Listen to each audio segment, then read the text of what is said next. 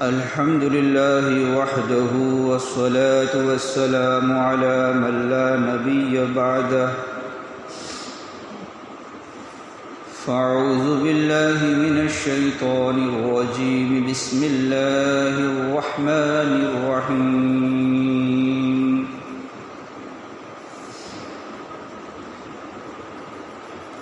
اهدنا الصراط المستقيم صراط الذين أنعمت عليهم غير المغضوب عليهم ولا الضالين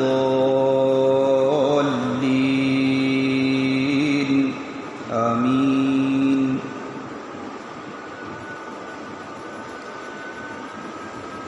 صدق اللہ العظیم۔ اللہم یا رب صل وسلم دائما ابدا علی حبیبک خیر الخلق کلہم۔ محترم عزیز بھائیوں، دوستوں اور بزرگوں، متعدد جمعہ سے ہمارے سامنے بات پیش ہو رہی تھی۔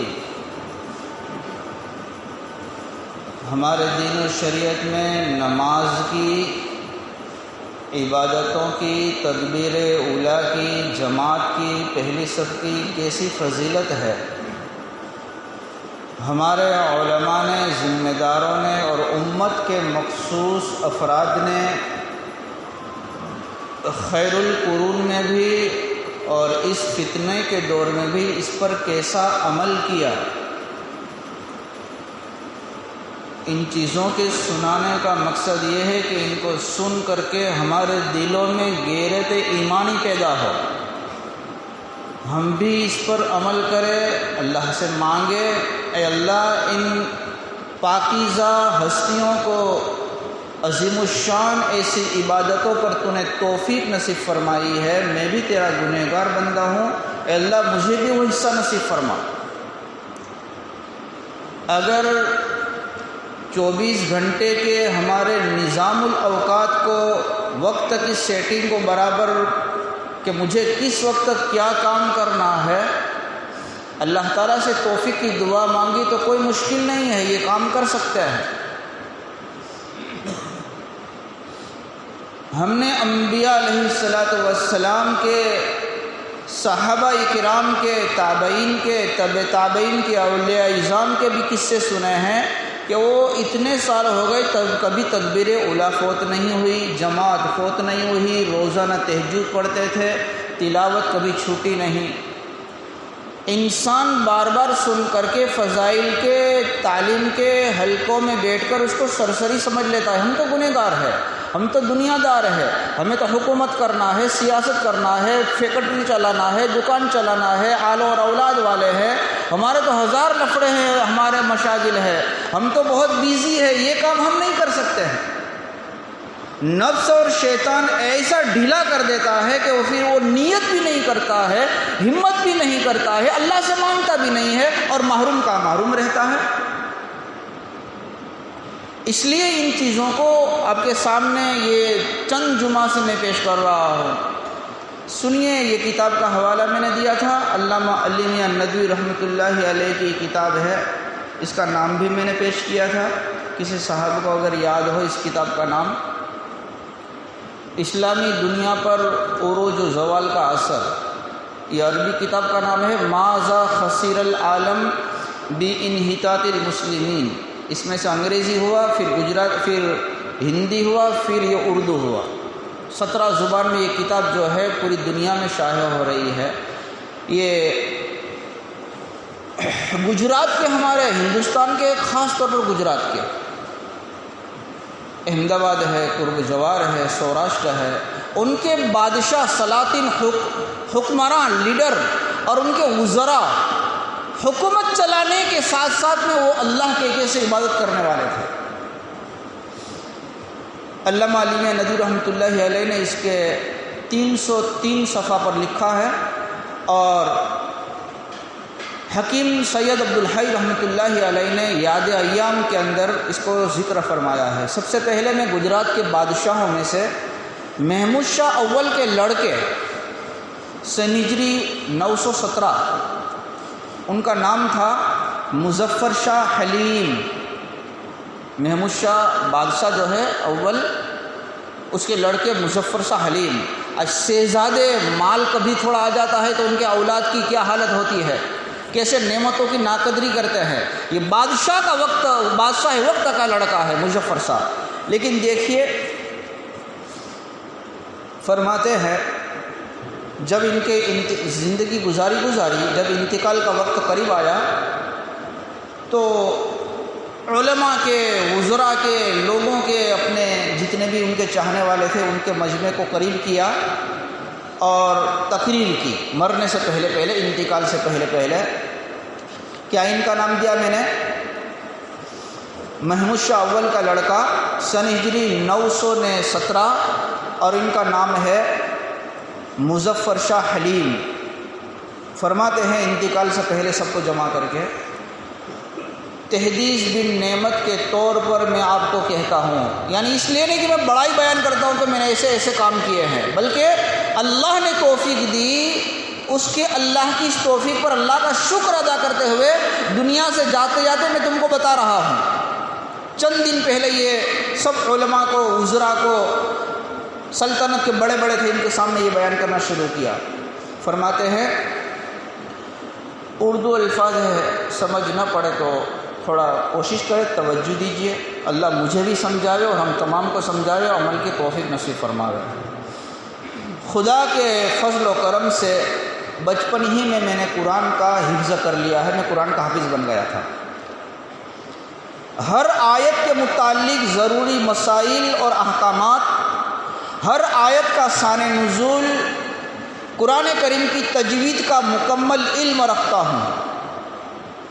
اپنے استاد علامہ جمال الدین محمد ابن عمر بحرک سے تمام احادیث کی میں نے سند حاصل کی ہے، اور متن کے ساتھ راویوں کی سند اور نام کے ساتھ مجھے وہ تمام حدیثیں زبانی یاد ہے۔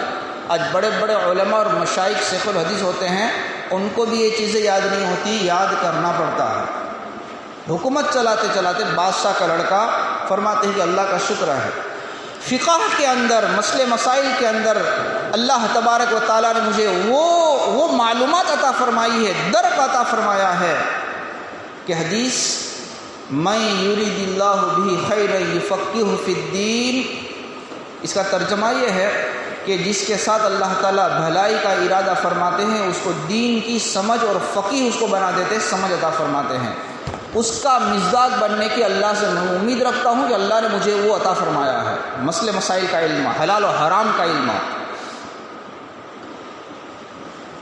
اب چند مہینوں سے یہ تمام چیزیں علوم ظاہرہ کو چھوڑ کر کے اب میں مشائخ اور صوفیوں کے پاس، خانقاہوں کے جو بڑے اولیاء اللہ مشائخ ہوتے ہیں، ان کے طریق پر اپنے نفس کی اصلاح کرنے کے اندر میں مشغول ہو گیا ہوں۔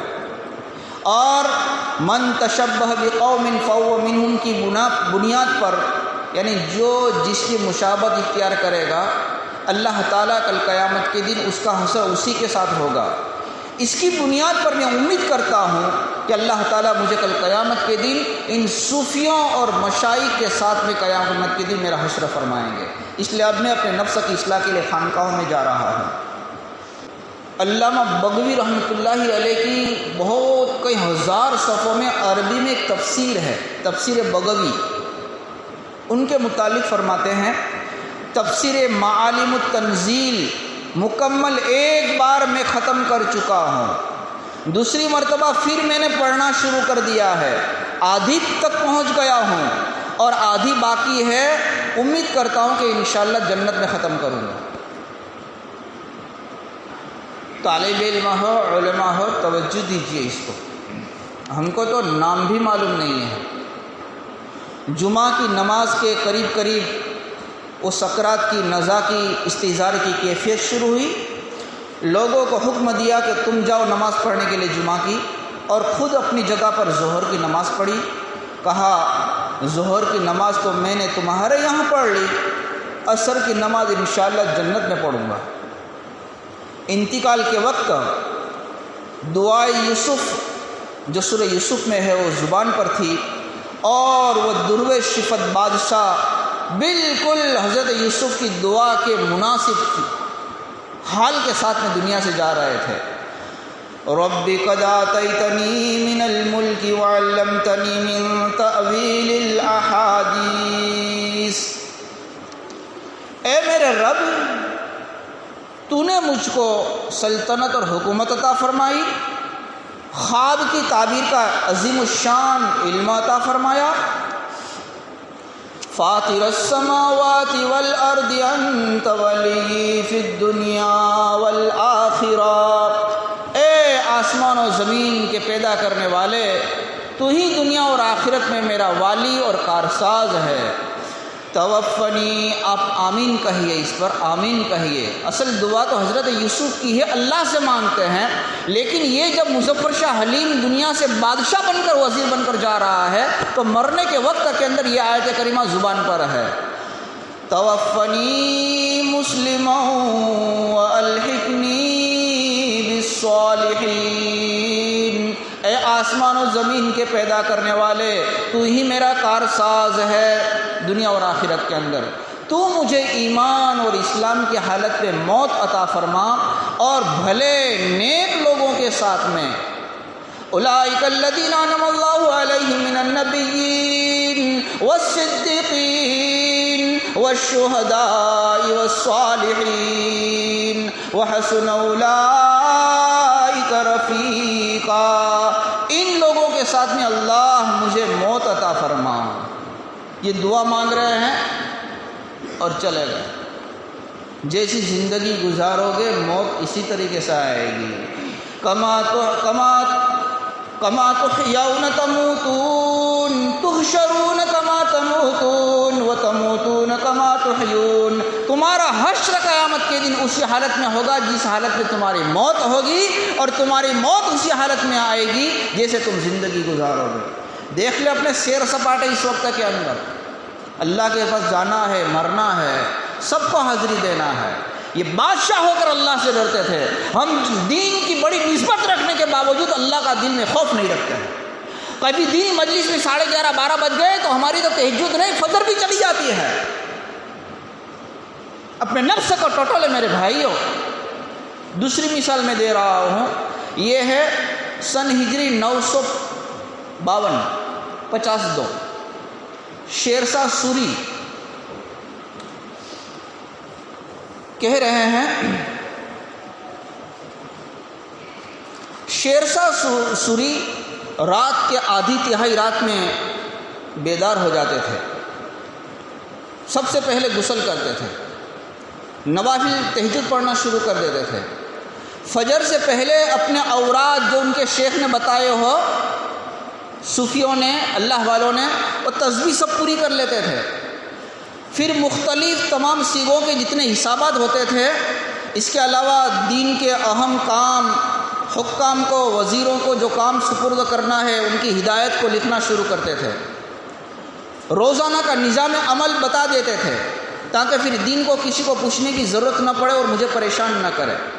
ان تمام سے فارغ ہو کر کے فجر کی نماز پڑھنے کے لیے پھر تازہ وضو فرماتے تھے۔ یہ سب فجر سے پہلے ہو گیا، اور ہم تو کبھی کبھی تہجد سے پہلے کچھ کرتے ہیں تو پھر کہتے ہیں کہ ہم نے تو آج تہجد سے پہلے سب کر لیا ہے۔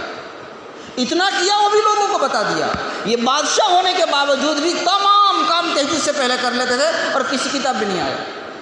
اس کو بند کر دیا جائے، تھوڑا برداشت کر لو گرمی۔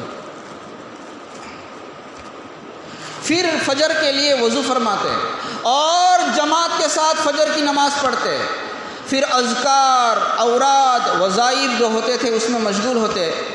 اتنے کے اندر وزیر لوگ جو ہے وہ بادشاہ سلامت کو سلام کرنے کے لیے دروازے پر آ جاتے۔ بادشاہ عشاء کی نماز سے فارغ ہوتے اور لوگوں کو ضروری معلومات، گھوڑے، علاقے، جاگیر، مال، جس کو جیسی ضرورت ہوتی ان کو دیتے۔ پھر وہ مقدمہ والے آتے، داد خواہت کی طرف متوجہ ہوتے، انصاف کرتے، ان کی داد رسی کرتے، ضرورت پورا کرتے۔ پھر اس کے بعد میں بادشاہ کی فوج آتی، اسلحہ اور ہتھیار کا معائنہ ہوتا، فوج کے لیے امیدواروں کی قابلیت دیکھ کر ان کا تقرر فرماتے۔ پھر ملک کی روزانہ کی آمدنی، مال کا حساب کتاب ہوتا، ارکان سلطنت اور عمراء اور سلطنت کے سفر اور وکیل لوگ حاضر ہوتے، ان سے بھی گفتگو ہوتی، اور حکام اور اہلکاروں کی ان کی عرضیاں آتی تھی، ان کو سنتے اور ہر ایک کو مظلوم اور ظالم کو سن کر کے ان کا انصاف دیتے۔ پھر دوپہر کا کھانا تناول فرماتے، علماء اور مشائخ بھی دسترخوان پر ہوتے، ظہر کی نماز تک 2 گھنٹے اپنی ذاتی گھر کے کام کاج اپنی بیوی وغیرہ کے لیے گھر پر جاتے، پھر اس کے بعد کیلولا کرتے، دوپہر کا تھوڑا سونا سوتے، پھر ظہر کی نماز جماعت کے ساتھ پڑھتے، اس کے بعد میں قرآن کریم کی تلاوت میں مشغول ہو جاتے ہیں۔ علماء، طلباء، دین کی دعوت کے کام کرنے والے مہینہ ہو گیا قرآن کو ہاتھ میں نہیں لیا ہے۔ روزانہ کا معمول قرآن کی تلاوت سے فارغ ہو کر کے امور سلطنت میں پھر مشغول ہوتے، اور یہ کوئی گھر پر رہتے تو ایسا نہیں، بلکہ سفر اور حضر میں اس نظام الاوقات اور وقت کی سیٹنگ میں ذرہ برابر تبدیلی نہیں ہوتی تھی۔ سفر کی وجہ سے تہجد نہیں چھوٹتی، سفر کی وجہ سے تلاوت نہیں چھوٹتی، سفر کی وجہ سے تکبیر اولیٰ نہیں چھوٹتی تھی۔ کہا کرتے تھے بڑا آدمی وہ ہے جو اپنا پورا وقت ضروری کام میں خرچ کرے۔ آج ہم موبائلوں کے اندر اپنے وقت کو برباد کر رہے ہیں۔ یہ لوٹ لیا ان لوگوں نے، وقت کے اندر اتنی انہوں نے کمائی کر لی انہوں نے۔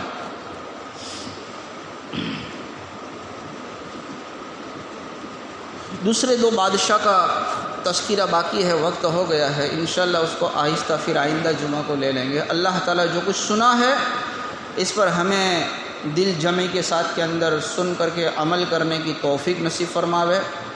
زندگی میرے بھائیوں برف کی طرح جا رہی ہے، وہی ساتھ میں آئے گا جو کر گئے ہیں۔ انسان دوسروں کی طرف فکر میں سوچ کر کے کبھی کبھی اپنی طرف کبھی نہیں سوچتا کہ میں نے اپنے لیے کیا کیا ہے۔ ملک الموت آئیں گے، میری موت کس حالت میں آئے گی، کلمہ نصیب ہوگا نہیں ہوگا۔ بڑے بڑے جو ہے اس سے ڈرتے تھے، یہ لوگ ایسے تھے کہ حکومت کے کرنے کے باوجود بھی اللہ کا خوف ان لوگوں کے اندر تھا۔ اس لیے اس وقت کے اندر شیر اور بکری ایک جگہ پانی پیتے تھے۔ فتنوں سے اللہ تعالیٰ بچاتے تھے، ظالم بادشاہ سے اللہ حکومتوں کی حفاظت فرماتے تھے۔ وہاں برکتیں ہی برکتیں ہوتی تھی، پردوں کا رواج ہوتا تھا، تھوڑا برداشت کرنا پڑتا ہے لیکن اللہ راضی ہوتے ہیں، اللہ دروازے کھول لیتے ہیں۔ لیکن حکومت اور بادشاہ جب نالائق ہوتے ہیں تو بادشاہ کے بدکار ہونے، بادشاہ کے ظالم ہونے، نافرمان ہونے، اس کا اثر اور علماء کے بد عمل ہونے کا اثر اس کی رعایا پر، مقتدیوں کے اوپر، ماتحتوں پر، پبلک پر پڑے گا۔ پھر اس کے بعد میں جیسے حورے جیسے روح ایسے فرشتے، اس کے بعد میں اللہ تعالیٰ کی طرف سے فیصلے بھی ایسے ہی ہوتے ہیں۔ اس لیے میرے بھائی اور دوستوں، بزرگوں، یہ قریبی زمانے بالکل ہندوستان کے گجرات کے ابھی کے میں بادشاہوں کا یہ تذکرہ کر رہا ہوں۔ اللہ تعالیٰ سے دعا کرتے ہیں اللہ تبارک و تعالیٰ ہمیں صحیح سوچ کر کے ہندوستان کا جو آگے کا مستقبل کا جو اس وقت میں نقشہ بدلا جا رہا ہے، ہمارے نسلوں کی بہت بڑی فکر کرنے کی، آباد کرنے کی بہت ضرورت ہے، اللہ کی طرف رجوع کرنے کی بہت ضرورت ہے، رونے کی بہت ضرورت ہے۔ اللہ تعالیٰ ہمیں صحیح سوچ کر تھوڑا 10-15 منٹ وقت نکال کر اپنی دنیا اور آخرت کے مفاد کو سمجھ کر کے اس پر عمل کرنے کی توفیق نصیب فرماوے۔ وآخر دعوانا ان الحمد للہ رب العالمین، والصلاة والسلام علی اشرف الانبیاء والمرسلین، برحمتک یا ارحم الراحمین۔